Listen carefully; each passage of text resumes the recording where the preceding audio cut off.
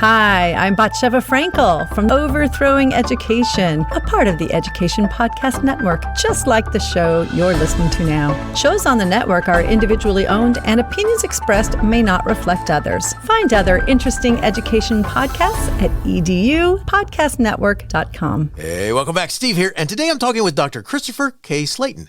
He is a human learning consultant, and he is the author of the book Education and Science, The Brain's Body Help to Improve Brain, Body, and Sense Events. Oh, what a powerful subject. Awesome information. You are going to learn so much. Thanks for listening. And by the way, before you go, it'd be so cool if you went to my website, stephenmiletto.com/reviews, and left a review. Could you do that for me? What do you think? Say a few nice words and maybe 5 stars?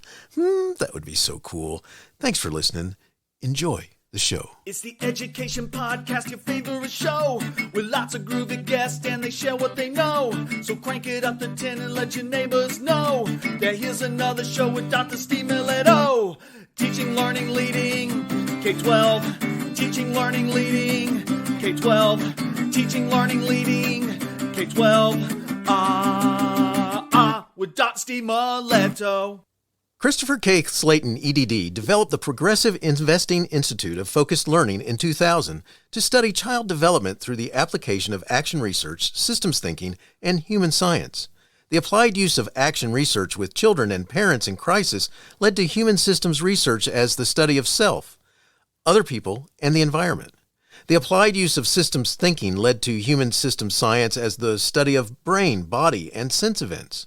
Hence, the applied use of human science led to the study of human, cognitive, and behavior sciences. As a practitioner of human systems science, his interest has always been focused on the study of human contact, human cognition, and human behavior. Dr. Slaton has used education to become more informed about the brain and science to discipline the body as a human systems scientist with more than 25 years of studying brain, body, and sense events. Hence, learning how to inform the brain and discipline the body is a personal practice of education and science. This is why human systems science represents a fundamental change in the way brain, body, and sense events are viewed in terms of the brain's body. The brain is the body. The body is not the brain. The brain's body is the inner-outer sense of self in the study of sense and receive path functions. Brain, body, sense events, energy, action, and feelings, and physical, emotional, and mental acts or behaviors. Our focus today will be Christopher's book, Education and Science, The Brain's Body Help to Improve Brain, Body, and Sense Events. Christopher, welcome and thanks for joining me. Say hi to everyone. Hello, how are you doing? How's everyone doing out there? Well, glad to have you here today, and I can't wait for you to share all about your latest book called Education and Science, The Brain's Body Help to Improve Brain, Body, and Sense Events. And so let's start first by, in your bio, I've talked about you being a human learning consultant. What do you do? What is that? That's a fascinating way to start, because you see human system science, right? The study of brain, body, and sense events. And so you look at the human learning consultant, you want to ask, well, what does that mean? As you're doing, I'm saying, okay, it means that I use human system science to use the environment that children, parents, teachers, and others use to set up learning plans.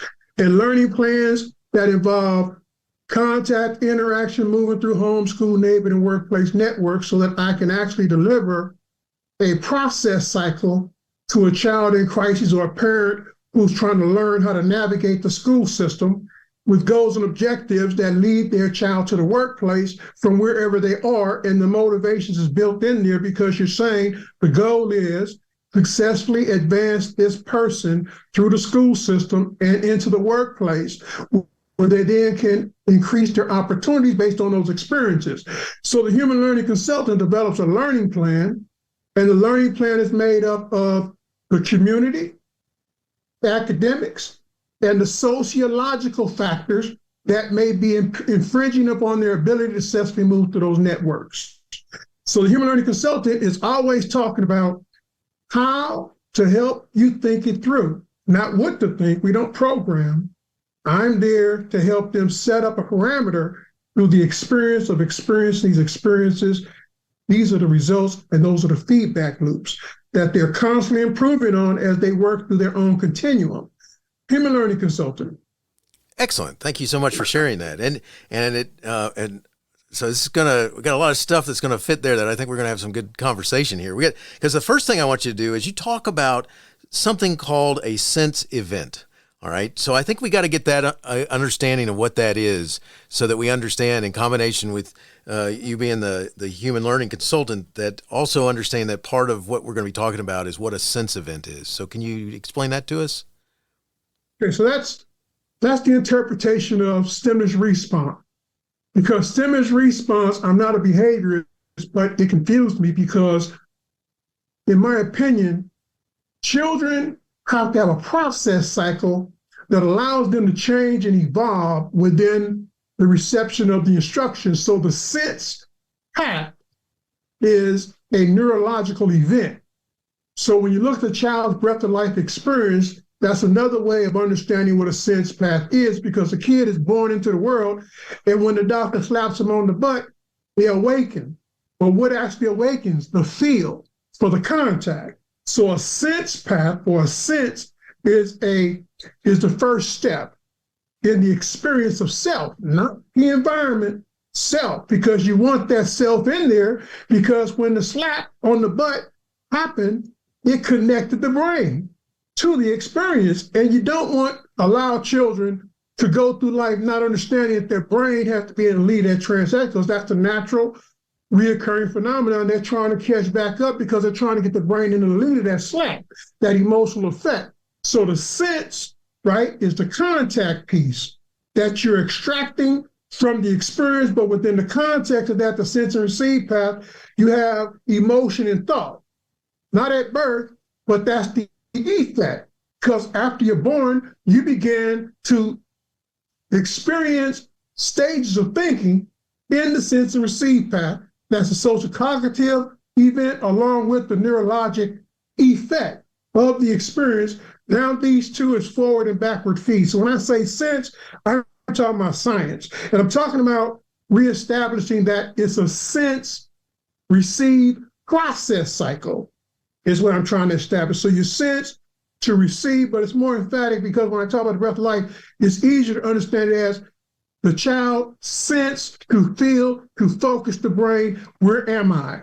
And for the rest of that person's life, we now have them coordinating how they wake up every day to live first through the sense of feel, and then move forward to learn. So now the brain is constantly being reshaped and advanced from the back to the forward feed. So now the kid's sense path is occupied by that neurological effect that you've been trying to figure out how to get back in front of the behavior. And that's what you're doing. When you say sense, feel, and focus, the what? The brain.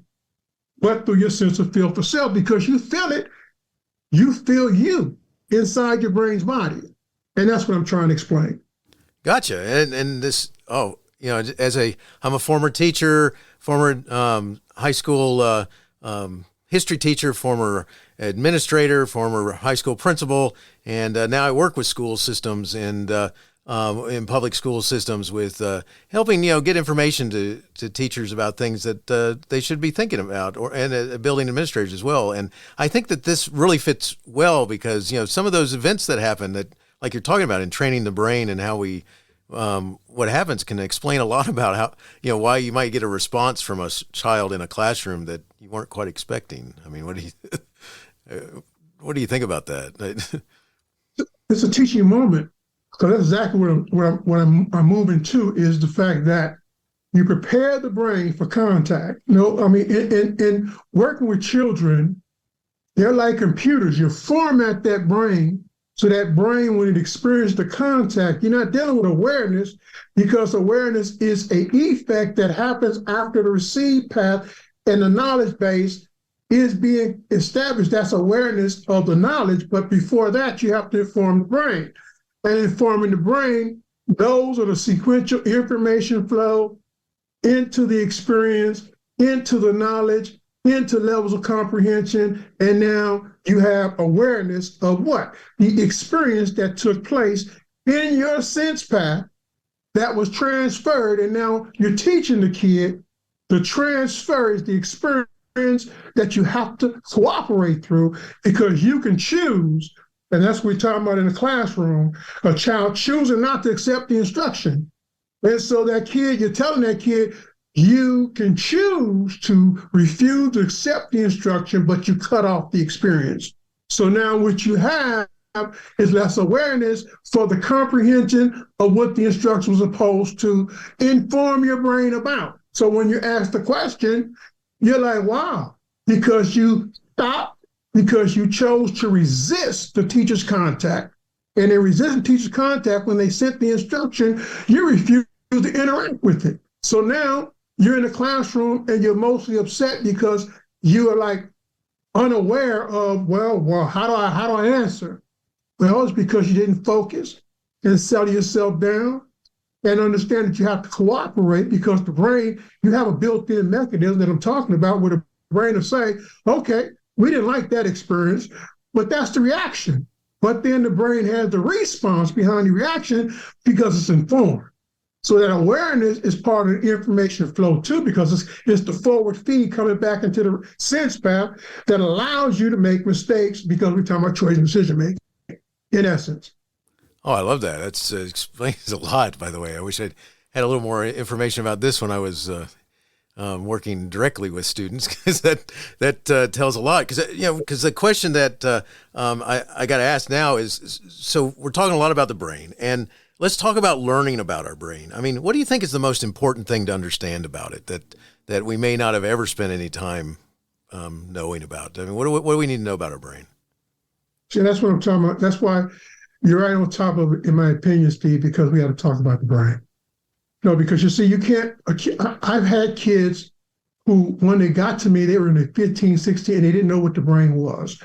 I mean, they knew about a mind, but the mind is not the brain. The mind is part of the problem, because it's of the experience that the brain responded to. Now you have a state, a mood, emotion, blocking the flow of information to the brain, because you created a pattern of behavior that's negative, and it's influencing the external environment, the way people interact with you, because your body is a fixed system. So when we talk about the brain, we're talking about how you sense and receive contact and move through the next three things. It's critical, because the brain has to have cooperation in order to function. Why? Because you are, or you have free will. You have the right to choose. Therefore, you have to teach the child about the brain so they understand you are making a choice. And at the same time, you're talking about the bottom line. Can you understand or appreciate the consequences of the choices decision making that you're making? So that when you punish the kid, you're recognizing this kid has less of a capacity to recognize the consequences of the choices that he or she is making. All that's going into it when you talk about the brain. So if you're learning the brain, you're teaching the brain, you're also teaching the child about consequential learning, which is thinking. But you're teaching them how to live, learn, think, and respond to contact, interaction, cooperation, and what you want is participation. And those are the things the brain works off of as a social organ. It works from those parameters because you want performance. Well, now you can measure that. How well did you participate in the flow of that instruction to your brain? You're talking to a kid. Did you understand? And what did you feel like when you felt that you were more aware of how you processed that instruction? Confidence, trust in self, because that's what you're trying to build, so they can increase their participation with less anxiety and fear from being wrong, or when they enter that unknown space that we go through whenever we're in a classroom and the instruction comes at us. You got to go through that emotional step first. So the brain is what I'm talking about. And for me, it's talking about the brain openly and constructively, because that's what we're trying to do. Mental health today is out of control, but it's because the sense path or the drug, let's call it the drug epidemic, I work with both of those, has such an impact on child development from the years of, I'm calculating from the time that I was a kid, 1970 all the way through the present period. I'm talking about a constant accumulation of the effect of drugs on our society, and children being born who were subjected to drugs while in utero has impacted the learning system I call a learning crisis. And that's what you're trying to do. You're trying to figure out how to help children understand contact, interaction, cooperation, participation, because when it's a crisis, that's how you want to talk to the brain. Wait, don't, watch out. They understand that's contact. You're trying to tell them, avoid that contact. Okay, wait a minute. Don't do that. Don't interact there. Okay, I need your help. Cooperate. You're trying to teach them a language system. So even if they're bipolar or whatever, they have, when I was working with my son who had childhood schizophrenia, the one thing I began to understand was if you talk to his brain and you lay down that foundation where there's a knowledge base being created, and he may not be able to feel you, but you just want to show him through your modeling, social cognitive modeling, what it feels like to work with him. And he understands the words you're using. He may not be able to experience them, but he understands he's reading you. And so through that interaction, you're trying to get the kid to understand those words. And if they can understand those words, now you have a direct link. So when he was in crises and I was chasing him down the street and trying to quiet him down, bring him back home, I was constantly throwing these words at him, and he was constantly responding to me. I mean, in mile 4, right, we started to turn around because it was his choice, because he was less and less afraid of whatever set him off. Talking to the brain, using special words, or using words that connect to real life experiences. Learn, live, think, and respond. I already said them.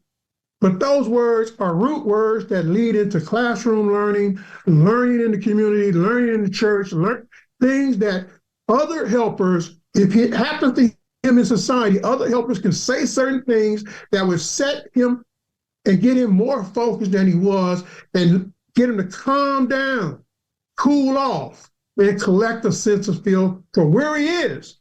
Okay, because you're talking about the sense of CPAP being damaged, but the surroundings. Recognize where you are. That's what we're talking about. We're talking about how do we reverse these complications that we're having in child development, where more and more children's effect in the school system is resulting in mental health issues. That's not saying the school. I'm saying that the problem could be in the community, but there's no way for the child to learn through it or to learn how to avoid it. But in our system, you're teaching the kid how to live in a home, how to learn in school, how to think in the neighborhood. So now they know when you're in the neighborhood, you're thinking. What are you thinking through? The skills you're learning at home, the skills you're learning in school, and read the environment, read your surroundings. So now the kid who is upset knows that he has to work through that contact. She has to work through that contact, because we're talking about human system research, to study of self, other people, and the environment. And if they're doing this, self is going to get out of the way. Why? Because you always want the child to know, it's not about being self-centered, it's about being self-aware of what you're experiencing and how other people can, through signs of care. That's the other equation that I always talk through in this same analysis. When you're teaching a child about contact interaction and their sense pass upset, you want that word care to be realized. And care is something that you can display. A kid can measure it because you're interacting with them and they're accustomed to this negative flow of energy when they move through contact interaction that sets them off. So if you display signs of care, theoretically, 14 days of constant signs of care should turn a kid's behavior around towards you, because they know they're not experiencing that anywhere else, and you tell them what your care feels like. Now the behavior should begin to shift, because all they've been doing those other days is testing you to see if you're going to stand firm. Stand firm, because they know their true experience is that people are not who they say and think they are. Therefore, I can't trust you. Those are the words, and they all come together through human systems research when you're teaching a person about themselves, other people, and the environment. And you're trying to get this kid or these teachers or these other people just to rationally understand that a learning plan is a methodology to help move that person through the crises of self. See, people get it twisted. They think that the intervention is for them. No, it understands I understood that the kid was the problem. But the kid is not the problem when I'm talking to you, because we are the problem. We cannot figure out how to help this kid. We understand what the problem is, but now if we can't work together and understand that we got to get this kid through self as a crisis, because they have been damaged, the sense and receive path, so they can't experience us. How do we get them to care? You and I working together displaying our levels of care in front of this kid. And if I'm the lead, then you know that this kid has a sense of confidence. Dr. Slaton is delivering signs of care. He always talks to me through signs of care. He's different. And you're sitting there doing the same thing. And this is how I got kids through. Because that's what I tell teachers. And if they're displaying, I tell them, now listen now, you do not change you. You don't change you. What I'm saying, though, is that the kid will adjust to your signs of care. Once they validate it, they can trust those signs of care. They're going to be there. And you can test it because you can give them tough love and they'll accept it. Those are the tests.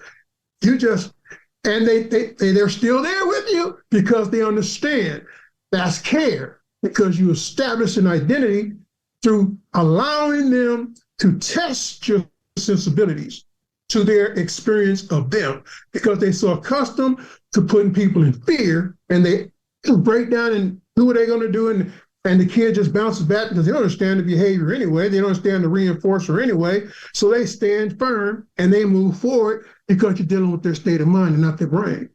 So that's how I would talk about that in relation to that question. I probably went too far. Not at all. Not at all. That was awesome, though, because you got me thinking about a bunch of stuff that some of them I'm going to hold off until we get to a couple of things that I want to ask you, because it really explains a lot about stuff that, how we interact with some, especially when a child is upset. They've gotten themselves, especially when you're dealing with a situation where they've gotten themselves in trouble or something like this, and the adult's words can play such a major role in, I think, de-escalating that. And we'll come to that in just a minute, because you got me on fire thinking about some of this stuff. But before we go any further, let's keep talking about the brain for a minute. I mean, what's a typical misconception that we have of our brains and body? I mean, you talk a little bit about the relationship between the brain and the body. What's one of those misconceptions that we have? Oh, I'm going to go back to the home and school, because you see a parent who thinks they're focused online. When a kid comes home with bad grades, they whip the body, thinking that's going to change the behavior. But what they don't understand, they're whipping the brain. And what they're whipping the brain into doing is building a defense mechanism to their contact interaction, because the brain is interpreting that as, because how is the kid to respond unless you got to talk to the brain. You got to work through the brain. You got to find out what's going on between their sense and receive path, and how to get them to digest or show that they have levels of comprehension that you can actually say, okay, it's you. You have to validate the experience of whipping a child, is what I'm saying, through your ability to go through a learning process of self first. You got to look at you. Because if this is your child and they're having difficulty, you look at your own experience first. You look at how you came through first, and you look at your mistakes first. And then you begin to rationally interact with that kid. Now you got a voice, because you're talking to the kid about self, but in relation to the crisis the kid is going through, because that's the information flow. The kid is trying to figure out, well, how do I get through the teacher? I'm trying. I'm doing whatever I can. The emotional effect. Are you an emotional effect? Are you an emotional affect? Are you the influence of negative reflections in that kid's sense and receive path transactions? The negative reflections is the forward feed that kid gets in the classroom. So if you're not adequately looking at how to send your kid to school and deal with negative grades, and that means, that's why I say again, the parent's job is the social cognitive path. Why? Because they're the model, and they're trying to get the kid to digest the way they parent that child. So you work on the sense path as you're a parent. You interact with the teacher because she or he is the expert in delivering academics, but the sense and receive path has to be open. And that's the crises. If the kid's doing bad in school, you got to make sure that kid's sense path is open to the teacher's contact and that the receive path understands, yes, it's going to be hard, but this is how you get through it, through the experience of self and relate to the teacher and listen to what the teacher, and then you test that information. John Dewey, you test that information, you put it out there, you go home, like I said, you go home and you test those words, you go home, you test that math, you go home and you test these things, you validate the experience. That way, when you talk to your parent and you get a whipping, or you whip the kid, you have evidence that, hey, we tried and this didn't happen, but you'll stop whipping the kid, because then you understand there's no sense of whipping my kid because it's hard. It's hard going to school. It's hard moving information that's confusing, because upon the teacher's mere presence is emotion. And in the emotion, you already got in the sense path the emotional effect of the parent or other people as an environmental stimulus. And then you got the experience itself, right? So that's the mental confusion that Hilga Tubber talked about in terms of schooling. She was talking about how a kid comes in contact with academics. You want them to understand academics, but you didn't set up the sense path to receive academic, because the kid comes from an environment where they're not set up to send the kid to have interaction with you, and you just move them through complexity. And so the bottom line is, how do you stop the confusion? You stop the confusion by teaching the child how to experience the parent. Oh, this is the school. No, and it's not negative. You teach the child experience, you tell them the truth. Maybe your parent was not prepared to help you get to understand how to turn the page and follow me in class. So what I'm trying to get you to do, you have to tell them. Otherwise, you just add the confusion. They're resenting it. You're telling me I don't know how to turn the page? No, you're saying, and the kid no, because it's a continuum. And the experience is on a continuous basis. So the kid begins to understand, this is why I have difficulty in school. Not blaming the parent, because the parent has to get online and look at self and say, you know what? You're right. I got to do better. That's what you're trying to get everybody to do at each level. Because the teachers, when I look at teachers, I also look at the other side of it with the lack of patience. You know, they have a sense of this kid comes from a negative environment. And because the kid is coming in with that negative energy, they're like, well, I'll meet you with toughness too. Now, what do you got? A block. You got a dual block. And no information getting through because everybody's standing firm on their position. You're not going to disrespect me. Well, you're not going to get through to me, you know. And so how do you stop that? You stop that by understanding you have to show signs of care. No matter what or who you're dealing with as an educator, your position has to be from a level of functionality where you're constantly working through signs and feelings of care. Doesn't mean that you're soft. It means that you're looking for the receive path. You're looking to organize the receive path so that reaction can be dealt with through a more informed response of awareness, because you've informed the brain. That's all I'm saying about that equation. And so when we talk about the brain, we have to talk about the consequence. This is the critical part for me. Work with these children and going through all these IEPs. And I'm sitting there trying to explain, this kid does not understand the reinforcer. This kid does not understand the consequences of disconnecting from the classroom. And that's because they cannot process the experience. That's the emotional effect. And the emotional effect is problematic because they're thinking before they feel it. They're trying to think because that's what they've been taught. It's a state of mind, a thinking state versus a process state. And that's the first thing you get. That's what my system is doing. It's trying to set it up so even if the kid can't understand, you teach them how to appreciate it, signs of care, and you work on understand the sense path and the receive path so that the experience that you're receiving is, like Bloom said, it's your data. That's what you're analyzing. So now you understand that the kid may be, but when you look at the body, you look at the body for signs of the brain. And in a state of mind, you don't have the brain because they're hiding the brain because they don't want you to have access to it. That's why you can't enforce, that's why you can't change. That's why you say, well, reflect. He has no, he's saying he don't, she's saying she don't even remember. That's why, because they're blocking it. They don't want to remember. They don't want to reflect. And you can't make them reflect. Why? Because they're saying, You ain't hurting me no more, because academics hurt. When you go through the unknown and then you stay in the unknown because you're confused, because you didn't accept the instruction or the contact to begin with, and now you're riddled with the effect of resistance from your sense of feel for self and your sense of feel for the teacher. So now you're totally in conflict, and that's what Hilger Tubby, in my opinion, was talking about, because you have this clash of emotion. You have the environmental effect, and then you have the inner influence of the effect and affect. And so now this kid is really in crises because they don't know what to do. So it's easier to go in the playground, just play, and not want to come back inside the classroom. Just send me to the office. I mean, those are the kids that I work with, that methodically you have to set up an experiential process cycle. So I give another example. I work with children using projects, where what I'm saying to you right now, I set up community-based learning projects so they can experience it.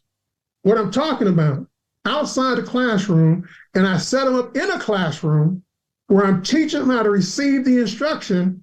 So when we do the project, they're actually becoming more informed academically. And then I have children who are online academically that are in the room mentoring these other children, understanding, because I tell them when I first get them, look, you are not here to make friends. You cannot make friends with these children. And the reason why is because they are different, because their home experience are different, and your parents would definitely allow me to function as your helper if you were to try to establish relationships that are bad for your family system.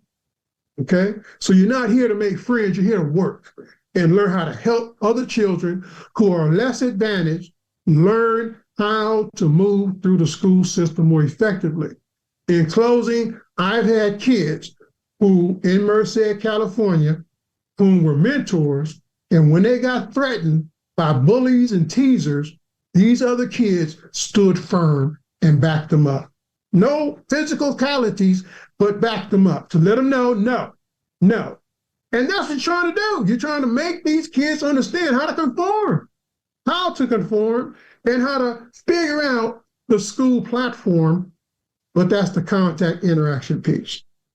Self and other people. That's so powerful what you're talking about.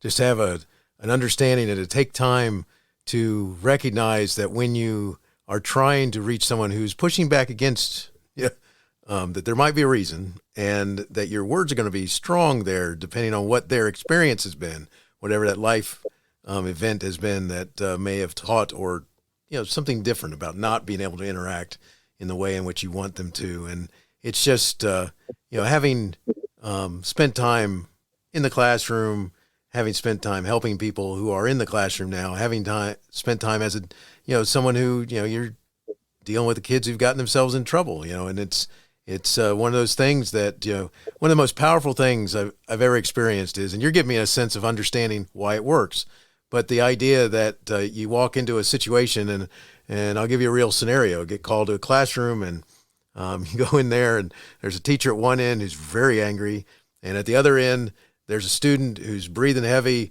He's standing at the window is open, and all the kids are looking at this little standoff that's going on, and the teacher looks at me and says, "He just threw my purse out the window." And I'm like, okay. But she didn't say it like that. She said it with a lot more anger and a lot more, and volume. And so I walk over to him, and he was a student who knew me. We had a decent relationship, and I said, "Hey, you want to get your stuff and just come with me, and let's go down the hallway, and we'll talk when we get up front." And he's like, "Yeah, that would be good." And I said, "Just grab your stuff and let's go out." And while I'm having this conversation, talking like this, the teacher was trying to yell, and I must have given her a good look because she stopped, which was good, because I'm like, I don't need him angry. I don't need him any more angry. And so we were able to walk down, and he started to talk with me when in a hallway. And I said, well, let's just go to the hall. Let's just go to my office, and nobody else needs to hear what you got to talk about. I said, I'll give you all the time in the world you want when we get to my office. Well, my point in telling the story is that, it's what you made me think about is how important it was for me not to accuse him of anything, how important it was to try and see if I could get him to block out the anger that was in the room and just kind of get out of the room. And it's just, you're giving me a lot of fuel here to, when you talk with colleagues and such about situations they get into. One of the things I like to say is that an adult needs to be the adult. Someone needs to be adult in the room, and it should be the adult, and we have to figure out different ways. In that case, I asked him when we got to my office, I said, you just tell me when you want to talk with me. He said, I'm good now. And I said, did you throw her purse out the window? And he said, yes. And I said, and this was a second floor, right? And I said, why? And he said, because I thought it was better than hitting her. And I said, well, when you talk about choices, that was a much better choice. And, it's interesting what can go through their minds about how they handle situations and such, depending on how whatever experience we create or lesson they're learning from us. And so anyway, it's powerful what you're talking about. I appreciate your explaining with this. Tell me this, Christopher, what made you say, I have to write this book? I mean, your book is called Education and Science, The Brain's Body Help to Improve Brain, Body, and Sense Events. I mean, what made you say, I got to write it? This is going down in paper. You just now explained it, because you want the brain to lead to the body, so that child got the reaction that satisfied him in that moment, because now he has other students looking at the teacher, and the teacher's the one getting the whipping. And that effect will linger, because it's like possibly what Mr. Putin's going through right now is the after effect of the example that in public made her appear weak, because she couldn't adequately respond to the emotional effect of the kid acting out. And so the kid knew what he was doing, but more importantly, he knew what he was trying to produce was a reaction that would show negative feelings of emotion in public. And so when you walked in, he responded because he recognized your signs of care. No, you could have been considered one of the toughest principals in the district, but he knew you worked through signs of care for self in relation to him. So when you talk to him, you move from how you feel to his sense of feel for you, which is the connection to interaction that he responds through. And the same thing with the teacher. Had the teacher, when he threw the purse out the window, said, wait a minute, let's back up, because she's got to understand she's representing the school, and the effect can linger to the next class, because that's how children do it. If it works in this class, they're going to do it over there, in the next class, and next class, next class. And so the teacher was supposed to say, wait a minute, I got someone coming, but let's talk this out. Why did you do that? You got to tell us all why you did that. Now she's talking to her community. And now he's on guard, because now he's got to calm down, he's got to collect, or he continues to go and act out even further, which then diminishes his purpose to begin with. So I'm saying, yes, I understand that clearly. I do. Yeah. And so that's why we talk about understanding what the brain is and how the brain's body works, because you want the brain in the lead of the behavior. We know what a behavior looks like. It's a state of mind, mood state, okay, but it's blocking the brain. So the kid was blocked by their fixed mood towards the classroom and the teacher, and that's what you wanted to change. So you had to figure out, like when he was with you, his brain took the lead. You felt his brain in the lead. You asked him questions. He was responding through his brain, not his state of mind. And he was allowing you to penetrate the way he sensed and felt for the teacher, because you were listening and he was following his complaint.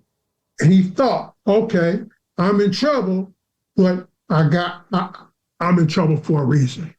I'll fall on my sword every day for that, because that teacher gets under my nerves. And like you said, the teacher could have been hit. No, that's the brain working. It's like he was doing brain talk, okay? And then when you interact with him, you were talking to his brain, right? and through his brain we're talking back to you, and that's the lead. I mean, that's what you want to see in children. I tell parents, you talk to the brain because when you're in those moments, you want the child's brain to talk back. So I could be in an IEP meeting and this kid's in there with me and they touch a difficult subject about grades and the kid starts talking back and I'm saying, let it come out, let it come out. It's our job to rationally put it back together, but we know it's emotional because we're talking about this kid and grades. Okay, so that's what we're talking about. Let the kid brain talk to us. Okay, and let us understand, because once it's out there, now we can analyze it and see how it relates to the IEP. Now, if the behavior is inside the display, it validates what we're talking about. And then if it's not, then what does it do? It informs us about this kid's capacity to participate in this process, dealing with their own right to be. Okay, so that's what you're really talking about. That's what we're really talking about. But the turnaround is through signs of care. That's what I'm saying. And that's what has to be increased in education at this difficult, complex time. But you see, the strategy is you don't give in. You just have to understand. This is what I teach a kid. This one kid, 9 years old, right? Father abused him. He was born subject to drugs while in utero. His mother was incarcerated. And he was left with his father. His father came home, beat him every day. Just kick him, beat him, brutalize him every day. I got him at age 9. Nobody could touch him. Nobody could get next to him. And he was in a state of mind was, I don't care. I don't care what anybody, hey, he's a student now. I don't care. I don't care what anybody does. I'm going to give him hell. And so everybody had hell with this kid. And that's because everybody reminded him in his reflection, that state of mind, that mood state, you like my dad. You like my dad. And what I had to teach him was, you understand, everybody's not your dad. But that's what I had to teach him. And the only way I could teach him that was the social cognitive understanding of the sense path. Okay, the environmental stimulus and how it impacted judgment and made him afraid of your contact. So what you got was anger. Anger, which is the emotional effect of the experience of that sense of feel for his dad and himself. Okay, so what I'm saying is you teach the child how to act through that hurt. You tell them you're not forgetting, but you got to understand everybody's not like that. And that's why I told him about signs of care. This is what you're looking for. And if they show you signs of care, it's your call on how you accept it. But the learning part is when the kid uses it, like I said from Dewey's work, and goes into the situation without me or any of our helpers and has contact with a teacher and acts through the experience, then sits back social cognitively and observes the response of the teacher and sees that the teacher, of course I inform the teacher, and the teacher stands firm on showing signs of care. And so the kid, instead of progressively pushing negative energy towards the teacher, over time, I'm saying over time, the child began to work through the teacher, and not just that teacher, but other teachers who also showed signs of care. Why? Because they knew this is a good student who's been hurt by these environmental situations. So he was responding academically, but not socially. So we dealt with the sense path because that was the environmental effect. We got the kid to rationally understand how acting allows him to maintain his confidence that no one was going to hurt him and that he was in control because he's watching you change. And as he see you change, he's changing with you, right? So who's in charge? Both of you. Because you know that what you're doing is managing his emotion. And he knows what you're doing is participating, trying to help him, help you, help him. That's all the language system that I'm talking about. So when you pick up the book, it's in the book. Help the helper help. Now, who's the helper? I teach the kid, you're the helper. You're the helper because you got to help self-help. Helpers, help you. No, because those are the words. Can't think of the author's name that I got that through. But yeah. So philosophically, you're right on top of it. And so the way that I look at this is that if we could just get this conversation about the brain contextualized, because it can go either way, but the bottom line is you have to have a learning system. So the brain's body, you read it, it is moving you towards the learning system, right? And in the system, the first thing you're talking about is language, right? The language domain, the emotion domain, the mental domain, right?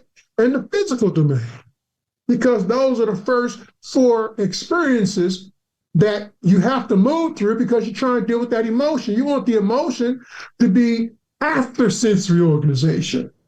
I mean, in the response system, that's how my goal is always to take that emotions on the front and get this kid to begin to experience living, learning, thinking, and responding and moving that emotional effect behind that sensory organization. Now that kid has a disciplined body, focused senses, and an informed brain. And you can see it and you can read it, but you read it because this kid is now making the football team, having fun in class. People can interact and move through them because they've learned how to live with self. Because when you beat that kid down, you're disconnected because the kid wants to fight back, but they can't. So you have them selfless, helpless. And that's what you work for. You work to rebuild that sense of feel for self so he can connect again with a sense of confidence and trust that he can have an effect on how people treat him or her. I mean, that's a whole lot. But that's why I began to talk about the brain, and I left enough of the research, is what I said when I was writing that book. I knew, let's write from reflection. Forward feed. Let's do this from forward feed. So I'm not in my other books. I said, well, Dr. Slaton, you got to be in this one. Why? Because you're talking about the brain, and you can't talk about the brain and validate the brain unless you put your brain in it. And if you put your brain in it, and you're talking about other kids that you work with, you're telling their story through your experience.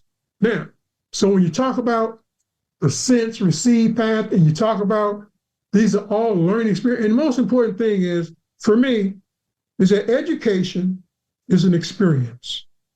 And that's what you want children to really understand, because children automatically may want education, but the experience of education is emotional. So along that continuum, you deal with people that are successful, people that aren't so successful. So it's constantly in a crossroads between, I don't like education, even though education may be good for me. But you got to understand education, because education, that's why I say you talk to the brain, because the kid got to know that's how you inform your brain.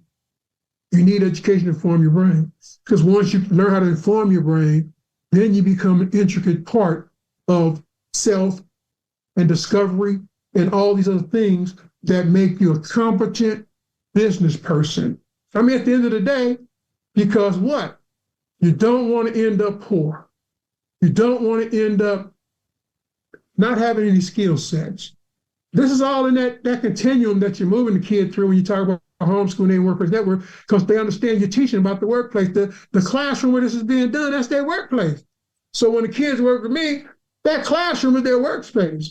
And they know they're going there to test what Dr. Slaton is talking about, the experience and change, the experience of change.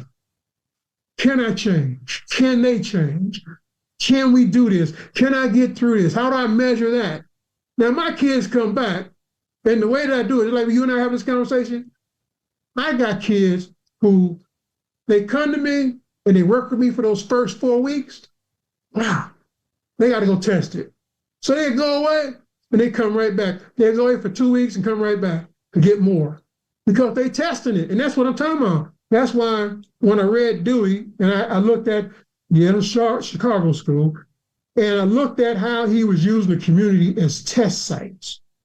And I understood that if you can teach a child how to use a home to test the experience of what they're learning to comprehend, to improve their life in that negative environment.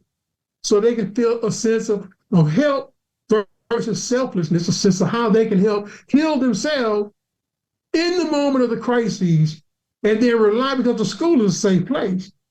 So no matter what week, the school is a safe place for these children. They know in the school, they only go so far, and that the teacher can't shoot them. So they know even if the home is the worst place to be, the school is safe. And that's what you work from.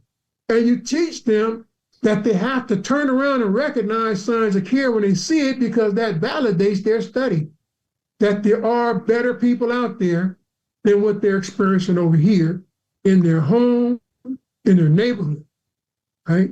And so, no, I said it was your lead. It was your leadership that, with the kid in the classroom. So that was so vivid. That was so vivid because that was like the kid I'm talking about, the 9-year-old. That was so vivid. But what was amazing was when he turned, he lit up, just like Foucault said.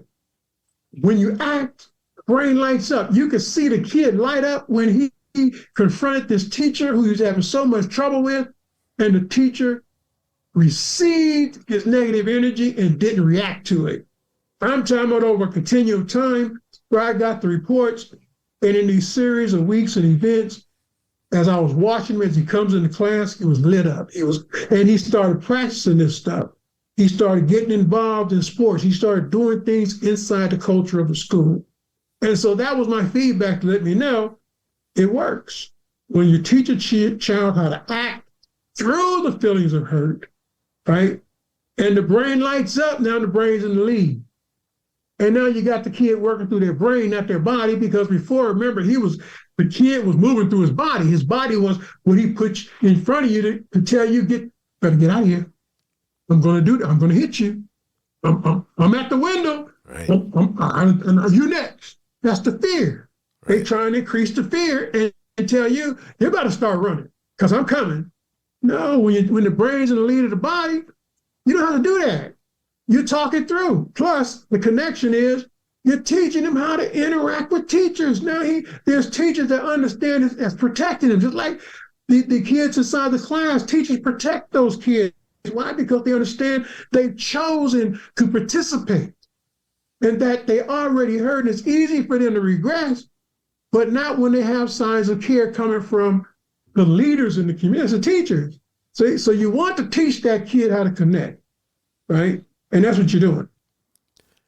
That is so awesome. It's such a skill that I think we have to figure out we have to spend time learning and understanding, because it's part of, like you said in the beginning, I mean, whatever that environment's coming from, the lessons that the brain has learned may not be the lessons that say they need to pay attention to you, or that they need to, respond to you in a certain way when whatever they're doing is not making you happy, or they're not staying focused on what they need to be doing, or they haven't really figured out what they need to be doing. And I think that's so important. But we're getting close to finishing up, Christopher. And one of the things I wanted to make sure I got you to comment about is, my audience is primarily, it's lots of educators of all sorts, but a big chunk of it are classroom teachers and building administrators. Why should they want to know more about your focus? Why should they want to read your book and learn more about what you're talking about? I would say school safety. That's what comes out. Because you see, in everything I'm talking about, a safe home, a safe school, a safe neighborhood, and a safe workplace. And in mentoring a child, they're the lead of trying to help create that safe space. Because if those three are your workspaces, the reason why you connect to safety is because that's what you want the kid to do, feel safe enough to experience that unknown environment of having an instruction come at you that you may not be able to respond to correctly, but through your sense of feel for self, you understand that you're going to recover, that your brain is not going to just leave you dangling, because that's why you teach a kid about self-talk and brain talk, because that's what the brain is doing. In every situation, the brain's talking to that kid. And so safety is the first thing. And so in dealing with safety, I believe in this current climate, That's connection to the people, because everybody wants to feel safe. Kids don't want to tell on their parents, but they do want to help their parents. So I've had kids who tell on their parents to help their parents because they understand that drug addiction hurts everyone. And it breaks down the family system most of all. And so safety would be the issue that I would say that really is behind the work, is when you have a difficult, high need, troubled kid, behind it is a lack of sense of feel for safety because they're hurt. And if there's no one there at the breath of life, say this kid was born into a family in crises and their sense path has never been set up. I mean, they've never been inside the home where the parent has been telling them, taste this, try this. Experience, go out there in the backyard. What is that? What is this? What is that? Organizing their sensory systems for contact interaction and signs of care. Because from that point on, you're talking about how do you get this kid to understand how to play. So if they don't have that experience, then how do they go to school if they don't know how to play? If they don't know how to play, that's why I say to you the acting is very, very, if you try this with kids who are troubled, high need, and so forth, even special need kids, you'll see that when you teach them how to act, the light bulb lights up because you're teaching them how to experience fun. Because the fun is in seeing you change. That's fun. Why? Because they're in the lead. They can see how what they're doing and you're doing with them, yes, you're doing it because they're hurt, but they understand, but you're accepting me. No, safety. You're making me feel safe now. Felt safe. You see? And that's why he changed, because he felt safe enough inside the school because he was troubled in the neighborhood. I'm talking about, he was hell in the house. You see? He was totally off the hook. When he came to my class, he was totally off the hook. But when you teach him, or when I taught him how to accept the contact, sense, feel the contact through his self. Awareness comes later, because first you got to understand, no, I understand what awareness is, but I'm saying when you're dealing with a child with damaged sense and receive path functions, the awareness which you're evaluating, because that's the comprehension part, that's connected to comprehension. But the information that the brain has been experienced is the informing of the brain. And that's what moves the transaction through the experience of awareness. Because now you're evaluating the child's comprehension of the effect, the effect, or the influence, so the kid can talk back to you. That's what we're talking about. Getting the kid to talk back to you about the experience of awareness. And inside the experience of awareness is the bad and the good. Now you know you got a home run. Now you know this kid has the capacity to reflect, to understand the consequences of their behavior. That's what we learned about Ronald. He knew exactly what he was doing. All right, so that's why we had so much success with him, because he knew he was torturing people. And he knew he was young, and because of he didn't care. Because what could they do to him? His father would beat him down. You know, think about that, a baby, a toddler, you know, being brutalized. Mom, nowhere in the situation, no nurturing, but then he is academically attuned. Right? And he is a caring person, right? So that's what you're evaluating. All these things is in the brain's body learning system. See? Because that's what you're talking about. You're talking about a learning system. So a human learning consultant, that's what we're talking about. How do you lead a person to learn the brain? Through a sense of, I get in a lot of trouble when I say this because people misunderstand me. Sense of feel for self. What do you mean? I say again, the sense is disconnected from the brain because behaviorists studied the response. And the response ignored the brain, which is the choice box. That's the sense and receive path, the choice of decision box. And in doing so, they ignored the fact that a child could say no to your reinforcer. And say no because they understand You're lying. You cannot. I'm worth more than that. You know what I'm experiencing inside here? I'm worth more than a couple of play dollars. No, because the brain, and then other peers, the interaction. Man, you accept the candy. That's all it took. And then the rationalization is you got to talk to the brain and tell the brain, well, this is not what your value is. But look, in the workplace, when you get paid real money, you have to tell them this in front of the reinforcer. You're dealing with the brain. You got to tell the brain so the kid understands, okay, you talk to me, my brain's on, I'm listening. Now they can follow that. And so if you start in kindergarten, whatever you do, my projects, compensation for my kids, they all were rewarded with stipends. So if a kid went with me and done those 30 hours, they got a stipend at the end of the project. And in those stipends, they could earn as much as $400 to $500. Now, we talking about competitively, so everybody don't get $400. We talking about kids that successfully make contact with teachers, get teachers to sign on, get teachers to interact with them, get community people to participate, and all this data I'm compiling as feedback from them experiencing contact, interaction, cooperation, participation.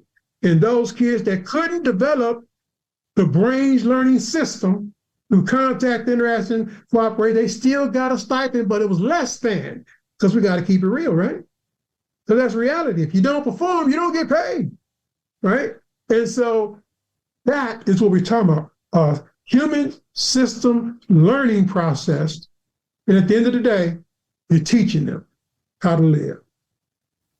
Love it. This is awesome. Christopher, before we go, as we finish up, I've got just a couple last questions for you. And the first one is this, if someone wanted to follow up and connect with you and or learn more, where do you want to go to? Wow. Let's go to www.brainsbody.net. And then I have the website at www.drchristopherkslaton.com. That's where the Brains Body book website is. But I would go to brainsbody.net, because there, if you want some consultation, if you want a free session, you can get a free session at that website. It has where you can sign up for a free session and things like that. Excellent. I'll have that information in the show notes, so it'll be easy for them to go click and go straight to your websites. And so good stuff. I got one last question that I just want to ask you before we finish up, and it has almost nothing to do with what we're talking about, but it might. And it goes like this, Christopher. Do you have a teacher in your past who made a difference in your life? If so, who was it, and what would you say if given a chance to say thank you? Miss Eloise Johnson. When I came out of the Marine Corps, and I came out of the Marine Corps, and I knew I had to do better, and I had to go back and get an education. And so though that first experience of a teacher who told me that I was underperforming, and not only told me that, but then began to talk to me, telling me, I'm talking to your brain, not your body. That's the word. Even right now, her name always comes up in my brain constantly, because she changed the way that I behave. Because even in my next book, I put her in there because she is the one who taught me to study the brain from a perspective of self, because she was talking to me and telling me all the time with that, if you fail to prepare, you prepare to fail, because you didn't use your brain. Okay? And so when she was telling me, and I'm talking about someone who F, D, F, A. No, because she dared me to come back. She said, I know you can just move on. I dare you to come back to my class. And she dared me, and I came back. She taught me grammar. She taught me how to move through mainly participial phrases. She would play with me. I'm talking about she had my brain, but more importantly, I was excelling in other classes. I moved from the back of the class because she told me, no, I want you up here. Okay? And she put me in the front of the class. And from that point on, it was hard, but every class I went into after that, I was always in the front because she said, don't be afraid. So she taught me how to live inside a classroom. And that was her goal because she saw in me, that's what she told me. She saw in me, and I had a friend who was with me in the class at that time who was into drugs, but I didn't know anything about it. I just got out of the Marine Corps. And she told me, she pulled me to the side and said, no, Chris, you're too important. You can't do that. You have to disassociate yourself. And I got pissed off at her, but my brain heard her. And I listened to her. And I disassociate. See, I'm just saying, no, Eloise Johnson, because I say, if she was in front of me, and I'll imagine her as you right now, and I'd say, I love you, I was probably the hardest student worker because we were talking back. And she and I are having these conversations back and forth. But I'm listening, and she keeps bringing them because she's not afraid of me. And that was the whole thing. I'm not afraid of you, you know? And so, no, Eloise Johnson turned my life around, made my life better for my children because she taught me how to interact through signs of care. So, yeah, I say Eloise Johnson. Awesome. Thank you so much for sharing. Dr. Slaton, thank you so much for sharing your book, Education and Science, The Brain's Body Help to Improve Brain, Body, and Sense Events. What an awesome focus. What a powerful book. And I got to tell you, the more we learn about that in the classroom and in the buildings, the better we're going to be able to help the kids figure out how to figure out what they want to do and go do that thing that they want to achieve. So this is awesome. Wishing you the best in all you do. Thank you, Steve. I appreciate it. It was a very difficult interview, but you made it very, I'm talking about your questions really resonated with me because, when you're in this work, education is so complicated. I mean, because like I say, people can turn you off to education because they don't understand it, because it's an experience that you live through the rest of your life. And so, yeah, I'm back at you. I appreciate you very much. Thank you for the time. Hey, you have been listening to Teaching, Learning, Leading K-12, a podcast to help you help kids achieve their dreams. Teaching, Learning, Leading K-12 is a member of the Education Podcast Network. Podcasts for educators, podcasts by educators. Teaching, Learning, Leading K-12 is a member of the podcast network based in Canada called Voice Ed Radio. Voice Ed Radio, your voice is right here. The opinions expressed on Teaching, Learning, Leading K-12 are those of the guests and host. Teaching, Learning, Leading K-12 is intended to share ideas, advice, and suggestions. Teaching, Learning, Leading K-12 is produced for educational purposes.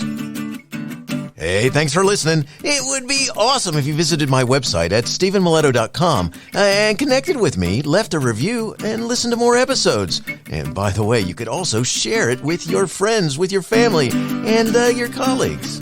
Thanks so much. You're awesome.